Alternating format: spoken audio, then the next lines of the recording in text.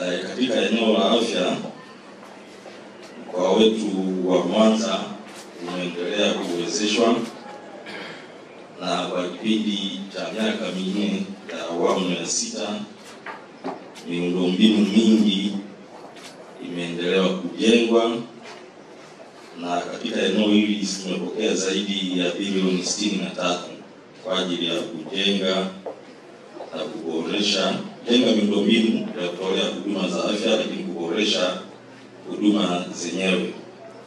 Tunatambua kwamba afya bora ni msingi wa maisha bora na maendeleo ya jamii.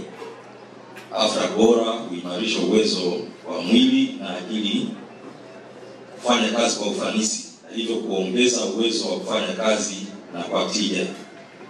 Mtu mwenye afya bora na mwili wenye nguvu na akili iliyo makini ana uwezo wa kushughulikia majukumu kwa ufanisi zaidi, kuongeza uzalishaji na kupata matokeo bora.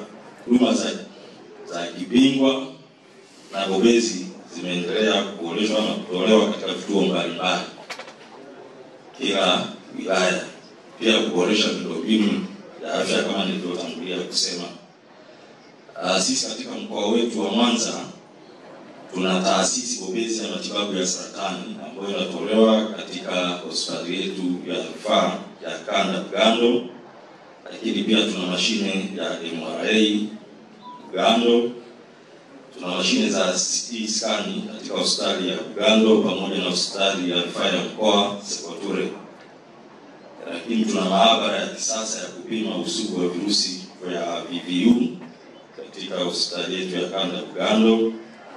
Lakini pia kuboreshwa kwa maabara ndani ya mkoa, ikiwa maabara 4 zenye ithibati ya ubora wa huduma za maabara kimataifa, na maabara 5 tayari zimekidhi vigezo vya kupata ithibati baada ya kufanyiwa ukaguzi mwezi Septemba.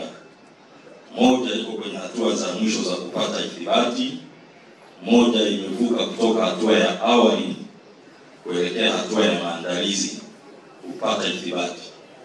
Maabara 4 zimeingia hatua za awali ya kupata ithibati. Uboreshaji wa wodi za watoto wachanga katika hospitali ya mkoa Sekoture na Bugando. Lakini pia serikali yetu ya awamu ya 6 imeanzisha ujenzi wa hospitali kubwa ya hadhi ya mkoa katika wilaya yetu ya Ukerewe ili kusogeza huduma. Lakini idadi ya wataalamu wa afya imeongezeka kutoka 2855 mwaka 2020 hadi 4150 mwaka 2025, sawa na ongezeko la wataalamu 1295. Ili ajira mpya 1015 na watumishi 280 wamehamia katika mkoa wetu wa Mwanza. Lakini serikali pia imeendelea kuboresha upatikanaji wa huduma za kinywa na meno. Katika eneo la sekta ya afya, serikali kama nilivyotangulia kusema imeendelea kufanya uwekezaji mkubwa. Sisi katika mkoa wetu wa Mwanza tuna vituo vya kutolea huduma ya afya 573, zikiwepo hospitali 27, vituo vya afya 72, zahanati 386 na kliniki za huduma za afya za kibingwa 70 na Primat 16. Hata hivyo, pamoja na uwepo wa vituo hivi, uhitaji bado ni mkubwa, na hasa katika mazingira yaliyo mbali na mijini. Hapa ni wataalamu mabingwa na bobezi katika maeneo haya.